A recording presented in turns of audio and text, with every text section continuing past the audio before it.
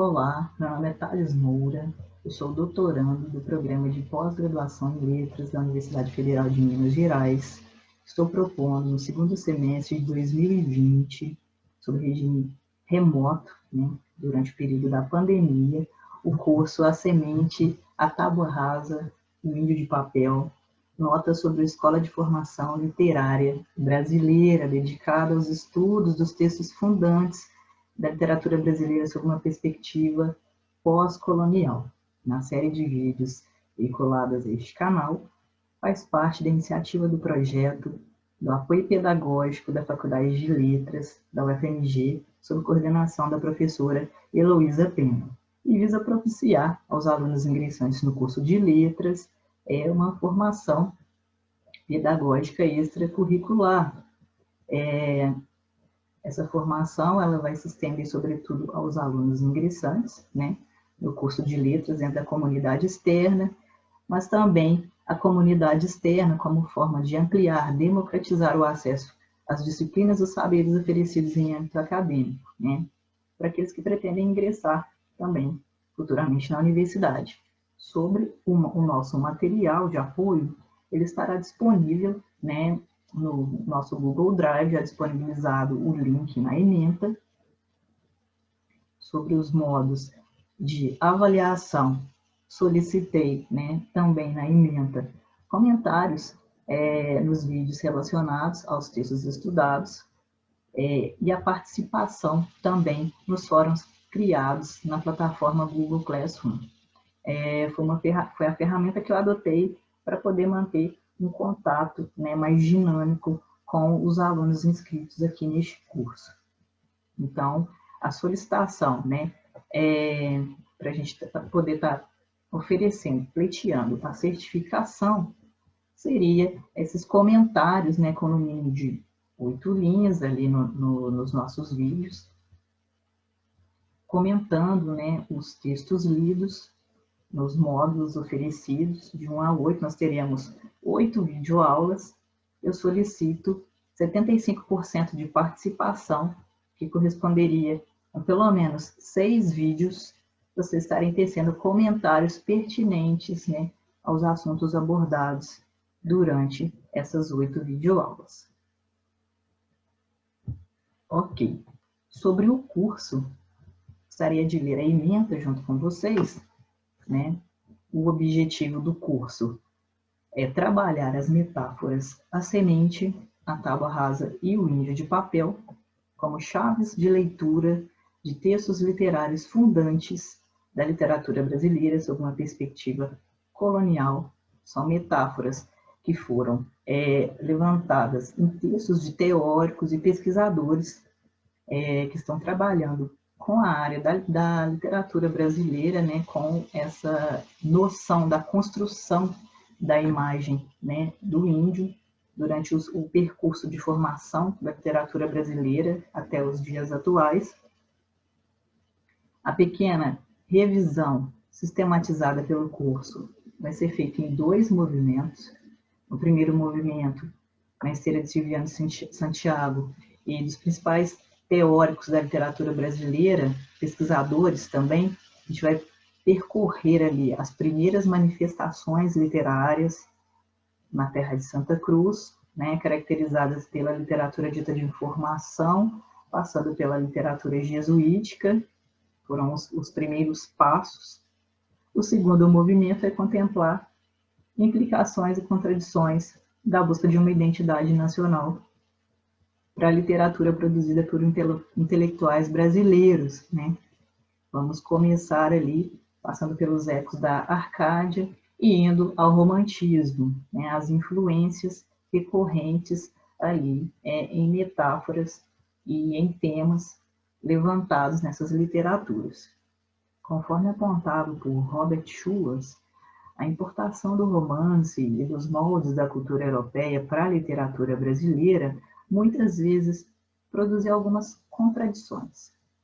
Então, a partir do que Schuas vai considerar as ideias fora do lugar, analisaremos a representação do índio como o herói nacional na primeira fase do romantismo.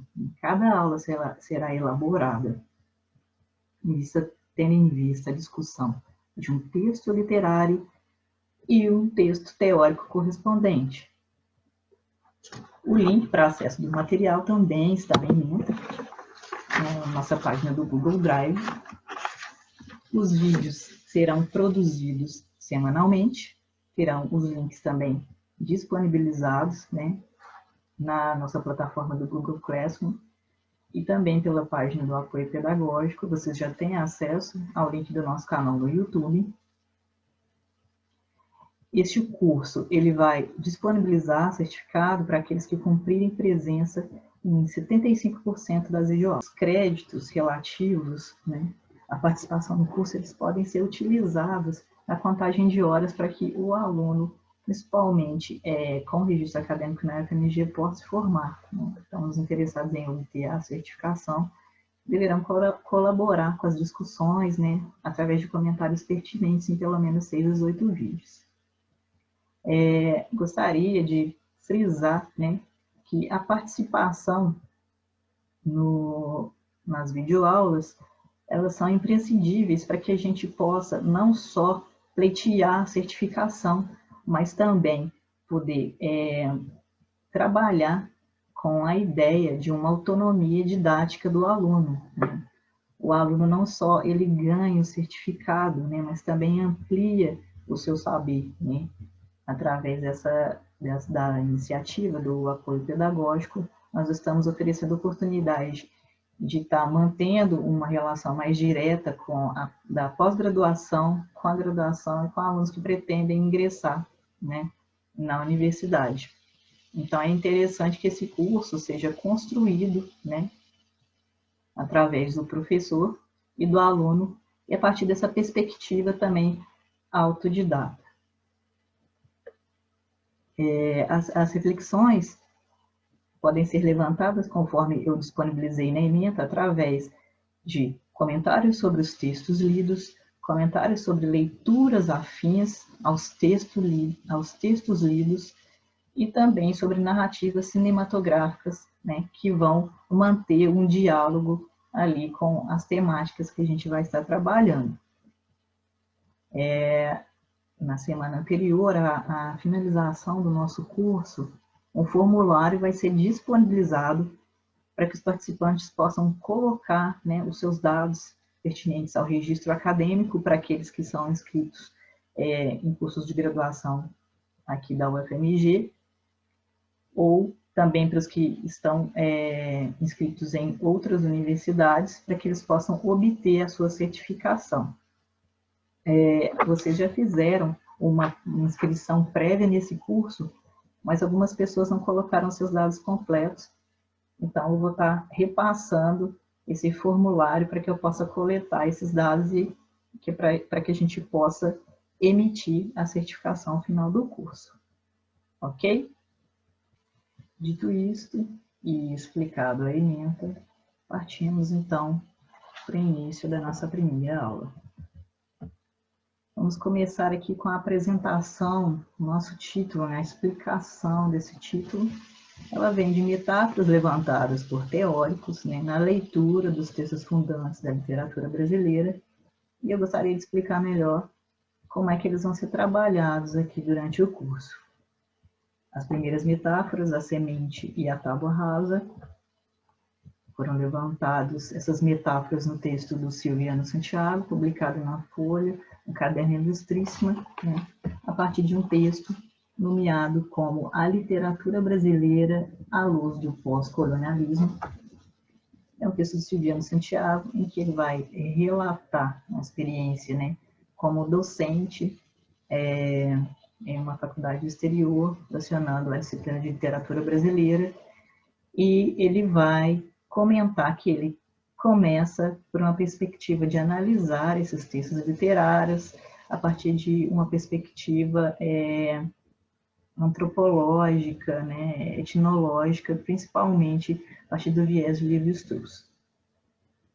Então, ele vai dizer que, pegando os textos, né, de fundação da literatura brasileira, eu leio um trechinho do texto dele, ele diz: catava metáforas no texto da época colonial e a partir delas aprendia o modo como cada uma servia para montar e revelar na superfície meramente descritiva do texto as manobras eficientes do colonizador, embora enrustidas a olho nu e ainda cercadas de mistério nas primeiras narrativas historiográficas que iluminavam o Brasil. A partir disso, eu trago aqui um trechinho da carta de Pero Vaz Caminha, né, em que a gente pode começar a pensar essas metáforas que vão aparecer aqui durante a nossa leitura do processo de formação das literaturas que fazem parte do processo de formação da literatura brasileira. Porém, o melhor fruto que nela se pode fazer, me parece, que será salvar essa gente, e esta deve ser a principal semente que Vossa Alteza em ela deve lançar. E que aí não houvesse mais que ter aqui esta pousada para essa navegação de Calicut bastaria. Quando mais disposição para se nela cumprir e fazer o que Vossa Alteza tanto deseja, a saber, acrescentamento da nossa santa fé. É um trechinho que encontramos na carta de Pero Vaz de Caminha, datada de 1500. Nós temos aí um trechinho de um dos nossos primeiros textos, né, literários, textos de fundação da literatura brasileira. A gente vai trabalhar a carta de Caminha, né, e todas essas minúcias que elas vão trazer em relação a essa perspectiva pós-colonial mais adiante. Porém, eu trago esse trechinho para poder exemplificar de que modo essas metáforas vão aparecer ao longo dos textos. Né? Vocês já percebem aí que nessa carta de Pero Vaz Caminha, a ideia de semente, né, como uma ideia de implantação, né, de plantar para colher, ela já vai estar aparecendo, né, na mente do colonizador. O simulacro analítico, então, da carta de Caminha, ele vai associar a metáfora da semente à metáfora da tábua rasa para oferecer ao leitor o relato histórico da sua verdade colonial. A palavra de Deus se imprimiria com toda facilidade na página em branco da mente indígena. Tal como recomposto hermeneuticamente pelas metáforas de alto poder colonizador, o modo de pensar, de observar e de escrever de Pero Vaz de Caminha vai determinar um encontro imprevisível entre duas etnias que se desconheciam mutuamente. Não havia a possibilidade de conflito sanguinário. Os bons valores ocidentais, os bons valores europeus, eles seriam naturalmente escritos, né, na mente virgem e acolhedora dos indígenas. Esse trecho está na obra Literatura Brasileira à Luz do Pós-Colonialismo, do Silviano Santiago, em que a gente vai estar lendo na íntegra nas próximas aulas. Só para a gente explicar como é que essas metáforas que eu trago aqui para o título desse curso, elas vão estar sendo trabalhadas. A ideia de índio idealizado, né? Que é a ideia do índio de papel, que eu estou trazendo aqui nesse título também, é um conceito que vai aparecer, né, na dissertação de mestrado da Adriana Correia, que foi uma dissertação de mestrado defendida em 2017 no programa de pós-graduação em letras da UFSJ, em literatura, crítica literária e memória cultural. E a gente vai ter aí, com essa ideia de índio de papel, né, um conceito, né, elaborado pela Adriana, para a gente pensar essa ideia de índio idealizado, que é uma ideia recorrente ali na literatura do período romântico. Em um dos trechos da dissertação da Adriana, ela vai dizer: sobretudo, o índio de papel ou o índio literário compôs uma concepção do que é ser brasileiro e do que se entende por nação brasileira. E mais adiante, ela vai dizer, cito, a produção romântica brasileira foi um meio de construção do conceito de nação para delimitar o que deveria ser entendido como Brasil após a ruptura com a metrópole.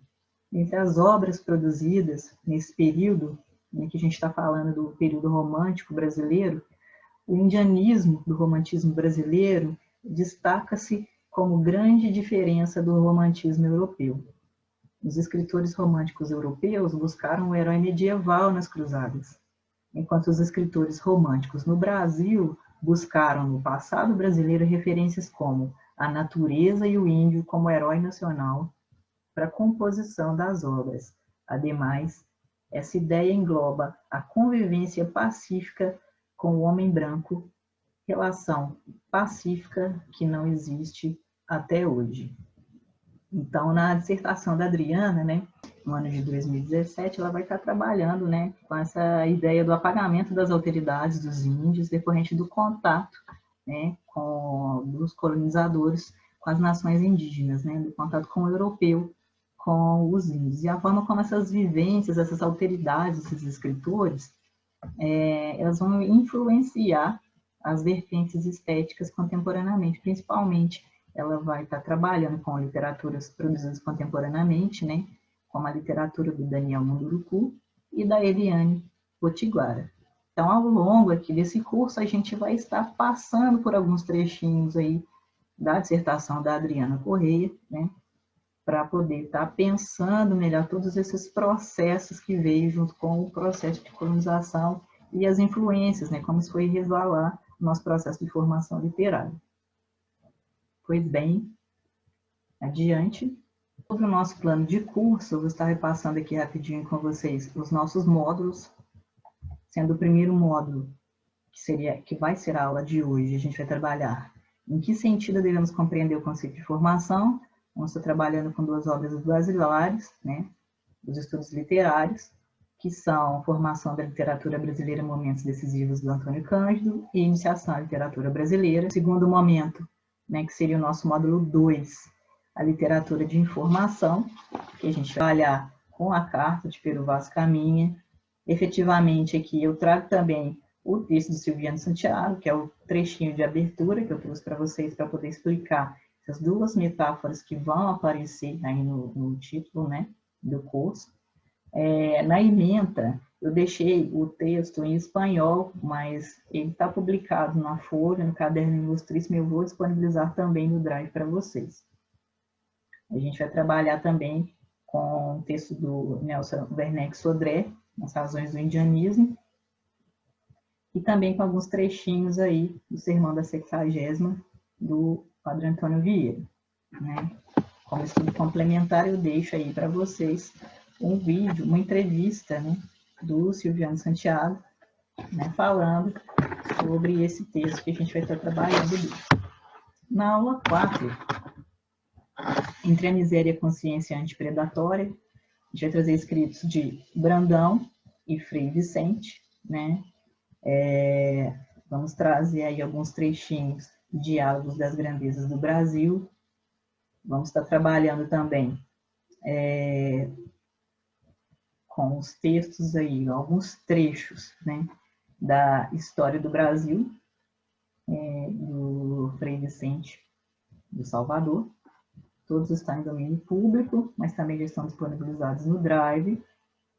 Eu trouxe também para ilustrar aí, né, uma forma de releitura contemporânea desse momento histórico do país, uma canção, né, do Chico Sainz e Nação Zumbi, e o Ponce Overdrive, que a gente vai estar discutindo também. Nosso ponto 5, a literatura de catequese, o poema pedagógico e religioso de José Anchieta. No ponto 6, a busca da identidade literária brasileira, os ecos da Arcádia no romantismo, né? A gente vai estar passando ali pelo momento das academias, que foi um momento importante, onde a gente começa a ter um primeiro sentimento, né, de formação de grupo, né, de intelectuais, pensando na produção de textos, né, de formação de uma literatura, o sentimento de ter uma literatura brasileira.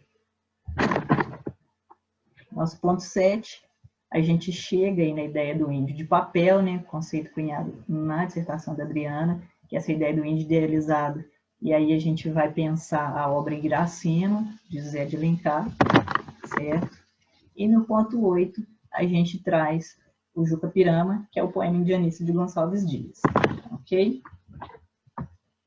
Então, passemos aqui para poder discutir alguns conceitos básicos dos textos do Antônio Cândido, que são textos basilares, para a gente estar podendo compreender todo esse processo de formação da literatura brasileira, né, em contraposição, né, à leitura do texto de Santiago. Então, em que sentido devemos compreender o conceito de formação? Nosso esquema de leitura aqui, que eu vou trazer para a gente poder pensar iniciação da literatura brasileira, formação da literatura brasileira. Pessoal, Antônio Cândido, ele vai dividir o nosso processo de formação da literatura brasileira, né, em uma tríade. Primeiro, as manifestações literárias. No segundo momento, a gente vai ter a configuração de um sistema literário. E o terceiro momento é o sistema literário já consolidado, ok? Então, vamos verificar aí de que modo ele pensa o que são as manifestações literárias e o que é a literatura, propriamente dita a literatura, o processo de formação da literatura brasileira. Então, nas manifestações literárias, o que ele vai dizer para a gente? Que a gente vai ter manifestações esparsas. São escritores publicando espaçadamente as obras, né? Elas não estão vinculadas a nenhum grupo. Ele vai dizer que nesse momento a gente começa a ter um esboço de um sistema. Então, as obras elas não integram um grupo, né? Os escritores partem de inspirações individuais ou da influência de outras literaturas. O Brasil, ali, nesse período do século XVI ao século XVIII, com as academias, né? No início ali do processo de um pensamento, né, de uma ideia de um sentimento de pertencimento a um grupo, né, as academias, ali a gente ainda vai ter as manifestações literárias. Não temos uma literatura como sistema ainda. E a literatura, ele vai dizer que é um sistema de obras ligadas por denominadores comuns, né? O reconhecimento de notas dominantes de uma fase ou um período. A gente tem uma continuidade literária, né? Conjuntos de elementos transmitidos, tradição, né? Ele usa a metáfora ali da transmissão da tocha na Olimpíada, né? São temáticas, são conceitos levantados, temas levantados em literaturas que vão passando de um período para o outro. Então, ele vai colocar ali no começo, né, o início de um sistema propriamente dito da literatura brasileira, meados do século XVIII, se estabelecendo na primeira metade do século XIX, e ele vai colocar ali como um ponto de partida os Árcades mineiros, certo? Notas introdutórias. Língua, sociedade e literatura, para o Antônio Cândido, são elementos que fazem parte de um contínuo e evoluem mutuamente, alcançando assim maturidade. Então vejamos que as literaturas que são matrizes da nossa literatura, né, elas se estabeleceram primeiro que a gente tem o estabelecimento de uma língua, de uma sociedade, e posteriormente da literatura. Então, desse modo, no Brasil, a gente vai ter um processo um pouco diferente, né? De processo de colonização ali em 1500, e as literaturas matrizes que vão fazer parte ali dos primeiros procedimentos, né, de construção do texto literário brasileiro, né, que são a literatura portuguesa, a francesa. A literatura brasileira é parte integrante das literaturas do Ocidente europeu. Em razão disso, o conceito de começo aqui para a gente ele torna-se relativo e diferente dessas literaturas consideradas matrizes, né? E é o que eu acabei de apontar aqui para vocês. É um processo de conquista e colonização do território brasileiro pelos povos portugueses implicou um transplante de línguas e literaturas já maduras em um meio físico que vivenciava modelos culturais completamente diferentes. Então, o que a gente vai ter aqui um resumo, né? A sociedade brasileira, ela vai ser ali ela vai funcionar através de formas primitivas com formas avançadas. A gente vai ter ao mesmo tempo a cultura do colonizado com a cultura do colonizador, né? São essas forças, são essas tensões que vão estar fazendo parte do processo de formação da literatura brasileira. Regina Zilberman tem um texto em que o título é Literatura Portuguesa, uma estrangeira entre nós. Vamos entender um pouquinho, né, dessa ideia que ela coloca. Mas aqui pensando a partir do texto do Antônio Cândido. Os autóctones, então, e sociedade colonial brasileira, eles recebem a transposição da cultura, das leis, das literaturas e da tradição cristã europeia, né? Então, o que a gente vai ter aqui são formas literárias refinadas, como ode, soneto, tratado moral, sermão, crônica de fatos, entre outros gêneros, né? A literatura culta e o tom elevado da cultura greco-latina tratavam de uma realidade de mundo desconhecido e selvagem do autóctone. A expressão literária brasileira, desse modo, ele vai se desenvolver a partir do molde europeu e vai se ajustando para tentar se adequar à realidade local. Antônio Cândido vai dizer que, abro aspas, a história da literatura brasileira é, em grande parte, a história de uma imposição cultural que foi, aos poucos, gerando expressão literária diferente, embora em correlação estreita com os centros civilizados da Europa. Fecho aspas. Então, fazendo um resumo aqui, né, dessa primeira parte, a matriz da literatura brasileira, portanto, é uma literatura culta de senhores, né? É uma literatura que tem essa ligação com a cultura europeia. A partir do inconformismo e de divergências em relação às formas expressivas de base, isso vai começar a mudar, né? A gente vai ter novas possibilidades que vão passar a ser cogitadas ali no âmbito da literatura, no período do Brasil colônia. Um duplo movimento de formação da literatura brasileira, portanto. No primeiro momento, a gente tem a percepção da nova realidade e a necessidade de se pensar outros temas, né? Como, por exemplo, está pensando a realidade local. E, no segundo momento, a necessidade de adaptação das formas, dos gêneros, né, aos sentimentos e à realidade local. Um processo da literatura brasileira vai se dar a partir de 3 etapas. Isso tudo, pessoal, para a construção de um timbre próprio, tá? Em um primeiro momento, do século XVI ao meio do século XVIII, então a gente vai ter a era das manifestações literárias, que vão ser literaturas esparsas, que estão sendo produzidas ali fora de um grupo, né? Não há ainda uma formação de grupos, de tendências, de temas afins. Do meio do século XVIII até a segunda metade do século XIX, começa a se configurar, né, um sistema literário. E da segunda metade do século XIX aos nossos dias, a gente começa a ter o sistema literário já consolidado, nessa ideia da tradição que é passada de geração a geração entre os escritores. Sobre a ideia das manifestações literárias, Cândido vai dizer: ao pequeno reino de Portugal cabia a tarefa sobre-humana de ocupar, defender, povoar e explorar essa terra incógnita, uma das muitas que faziam parte de sua prodigiosa expansão. Essa tarefa se desdobrava em vários aspectos: administrativo, econômico, militar, religioso. E tudo isso, né, vai se resvalar também na literatura, no processo de formação literária. Os primeiros escritos no Brasil, eles tinham como intuito a descrição da terra, né, aqui encontrada, e dos povos.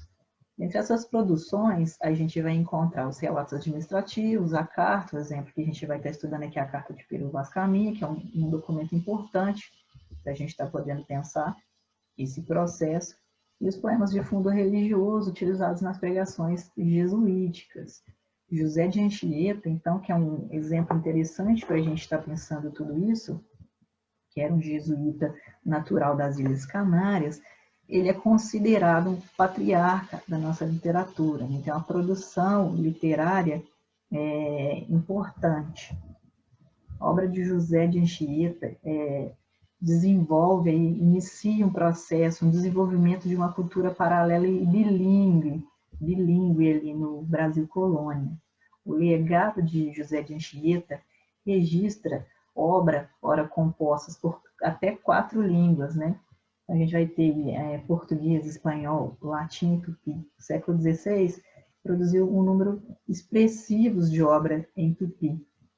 E visto que os jesuítas conformaram essa língua em um sistema gramatical que acabou se tornando um meio principal de colonização entre colonos e colonizados, né? Existiu um momento, segundo Cândido, que essa prática extensiva desse uso dessa linguagem geral, né, que aglutinamento, né, aglutinação dessas variantes linguísticas vai alarmar as autoridades portuguesas que chegam a proibi-la no século XVIII em localidades onde ela estava desfrutando de certa predominância. Então, no seu tempo, né, o Anchieta ele procura mostrar que seria possível, sim, cultivar uma cultura aberta aos grupos dominados, né, a partir dessas obras literárias. Isso se mostra através do seu projeto literário que ele estava mesclando um projeto clássico a essências da tradição popular ibérica e ao tupi. Tudo isso, pessoal, no século XVI.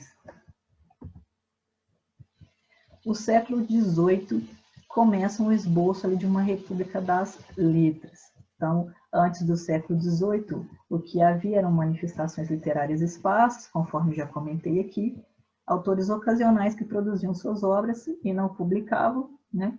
Ou publicavam na metrópole, né? Publicavam em Portugal, visto que o Brasil só obteve uma licença para ter tipografia no século XVIII, com a vinda da família real. Depois de Anchieta, Antônio Cândido vai apontar que quase não houve no Brasil a produção de escritos onde predominasse tal imaginação poética ou ficcional. Então, nós temos que a obra de Anchieta é um marco, né, na literatura, no processo de formação da literatura brasileira. Como uma das obras de destaque que vão fugir ao padrão descritivo e informacional recorrente ali nos períodos dessa época, né, após Anchieta, Antônio Cândido vai citar a obra ali de Bento Teixeira, que é Prosopopeia. Então, seria interessante que, mesmo que a gente não vá ter tempo aqui, devido ao curto período do curso, de estar lidando com esse texto, né, poder estar consultando para poder entender, né, essa dinâmica que Cândido coloca, né, de uma ideia que foge de um padrão de escrita que era anteriormente visto apenas como um informacional, descritivo, né, sobre a Terra. Trago aqui agora um esquema das manifestações literárias nos séculos XVI e XVII. Né?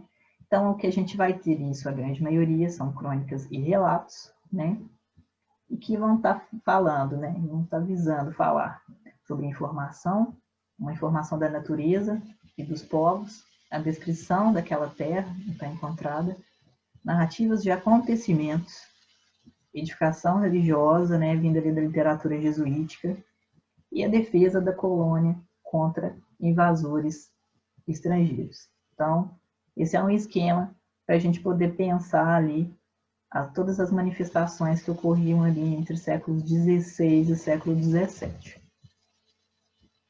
A gente vai ter também a ideia de uma transfiguração da realidade. O que é isso? A transfiguração da realidade foi um dos processos que fez parte do processo de formação brasileira a partir do século XVII. Então, a gente vai ter o país, ele começa a figurar como um paraíso terrestre. Então, essas literaturas vão abordar essa imagem do país como um paraíso. Né? A gente vai começar a ver um valor simbólico de flora e fauna, né, o reconhecimento de essa ideia de paraíso e de um valor, né, na realidade local, e também dos atos dos homens, né, dos atos dos homens que chegavam ali naquele momento, e as alegorias que eles vão estar pegando a partir da realidade local.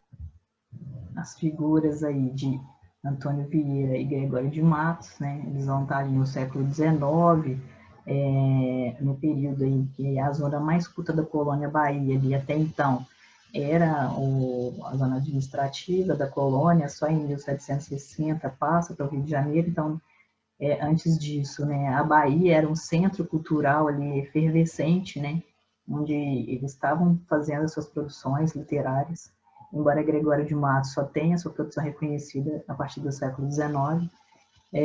Antônio Vieira foi um jesuíta e catequizador, o oposto de Anchieta. Ele era aventureiro, ambicioso, tinha uma vocação política. Como escritor, ele adotava em suas obras um estilo denso, prolixo e alegórico, próprios de uma oratória, em contraposição a Anchieta, que tentava ajustar-se à cultura dos povos indígenas, né? A gente vai ver essa sobreposição das línguas, em que ele tentava fazer essa abertura, né, para um diálogo com os povos colonizados. O Antônio Vieira também é famoso por seus sermões. E o Gregório de Matos, que estava produzindo no mesmo período, embora não tivesse sua obra reconhecida naquele momento, escreviam poemas líricos, satíricos e religiosos, que só vão aparecer ali no século XIX. Os seus poemas eram recitados ou transcritos por terceiros ou oferecidos em manuscritos para amigos e admiradores. Ele tinha uma personalidade revolta e seus escritos eles começam a figurar ali um retrato do Brasil seiscentista. Século XVIII, então, a gente vai ter a fundação das academias, né? A gente vai ter a solidez da atividade intelectual e o passo importante para a formação de uma atividade literária no Brasil. Então, o que acontece ali nesse momento, né, a gente começa a ter o sentimento de uma atividade literária comum, a transferência da capital do Brasil, né, para o Rio de Janeiro. Até então era ali na Bahia, no litoral nordeste. Então, essa transferência no decênio de 1760 faz com que ocorra ali um florescimento das manifestações literárias, artísticas, né, que vão não ser mais concentradas no litoral nordeste, mas vão se espalhar ali para São Paulo e também no que era considerada a capitania das Minas Gerais. Então, vamos pensar aqui, no segundo momento, na configuração do sistema literário a partir de uma orientação histórica. Antônio Cândido, né, nas suas duas obras, ele vai situar o início da configuração do sistema literário com o arcadismo, né?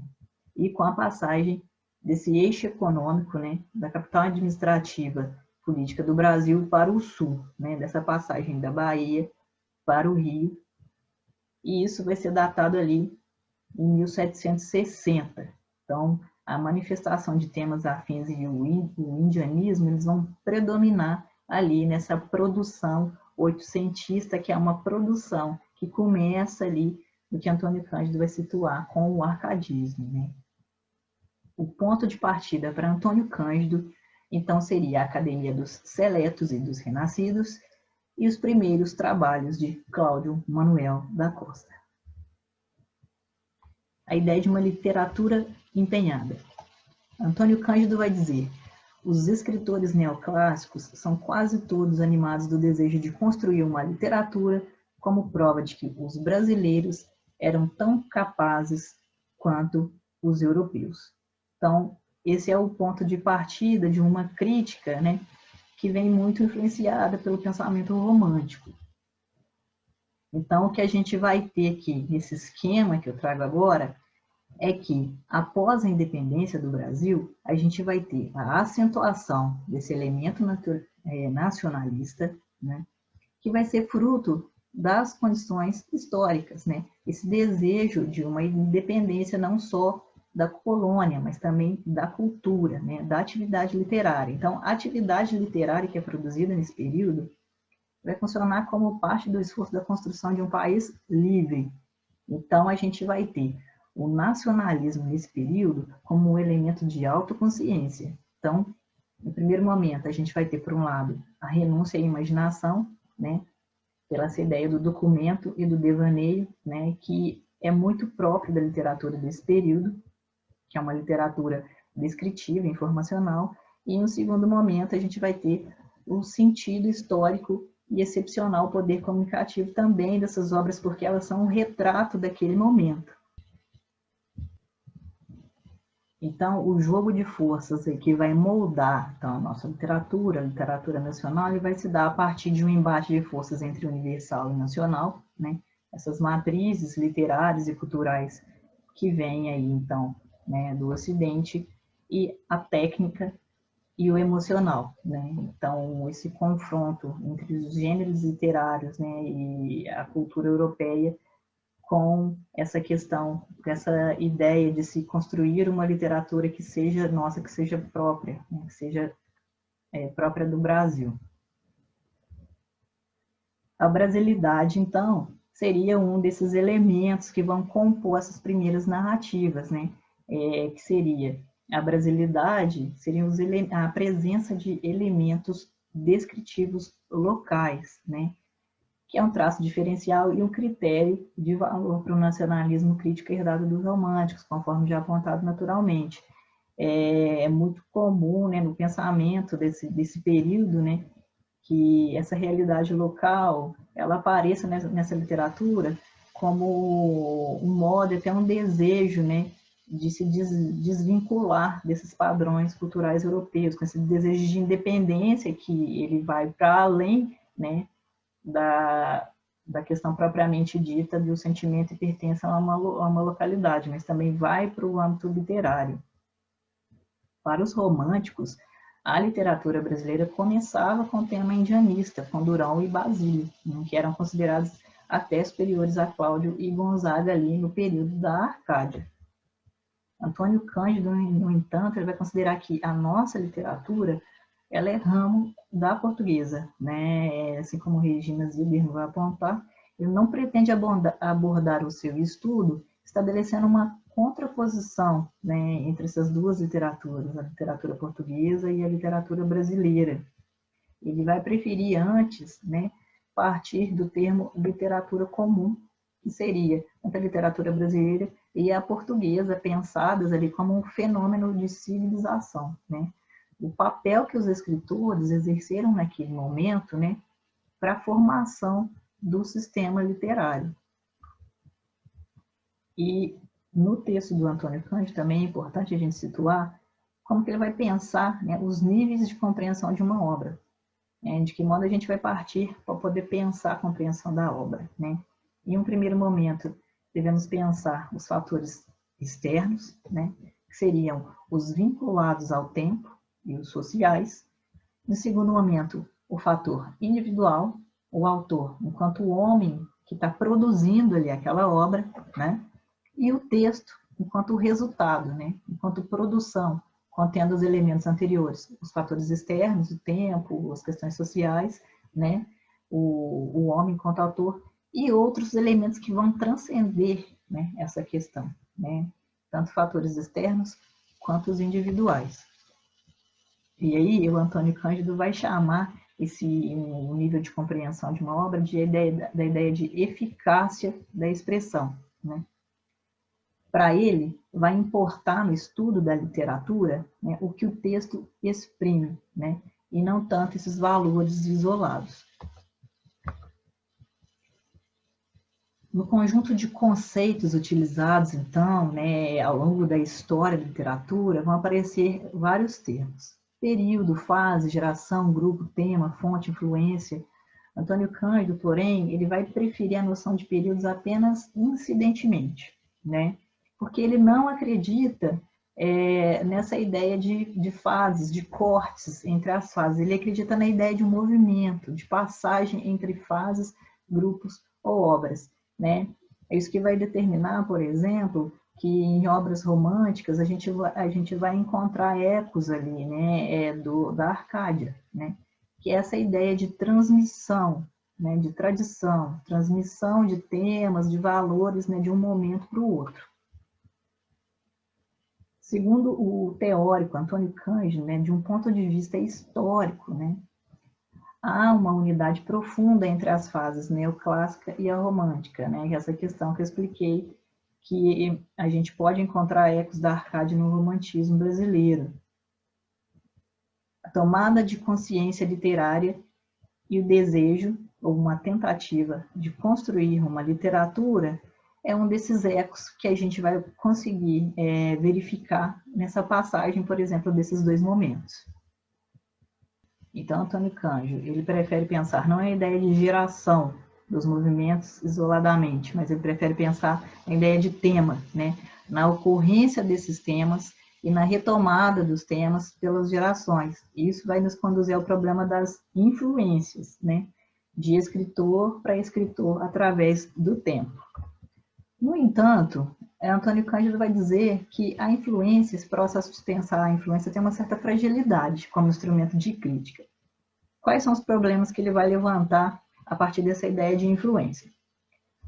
Primeiro, nunca se pode saber quando é um problema de coincidência, de influência ou de plágio entre as obras.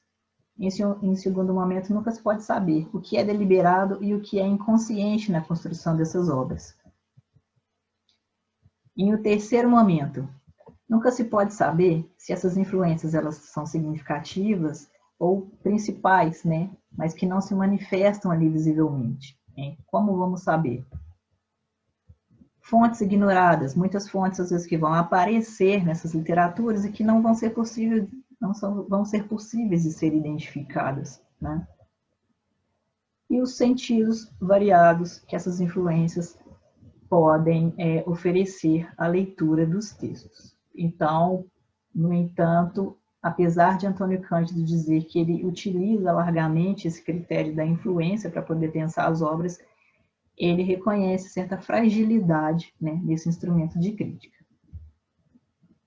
O eixo do trabalho interpretativo, então, para Antônio Cândido, é descobrir a coerência das produções literárias, seja interna das obras, seja externa, de uma fase, corrente ou grupo. Então, levantando aqui o nosso esqueminha, dentro de uma obra, a gente vai ter a integração de elementos, né, de fatores como temas, ideias, imagens, vida e meio, né, que é o que vai ajudar a gente a entender esse eixo do trabalho interpretativo, que é a ideia, o ideal de como se analisar uma obra, né? Em nível de autor, que a gente vai ter que pensar, né?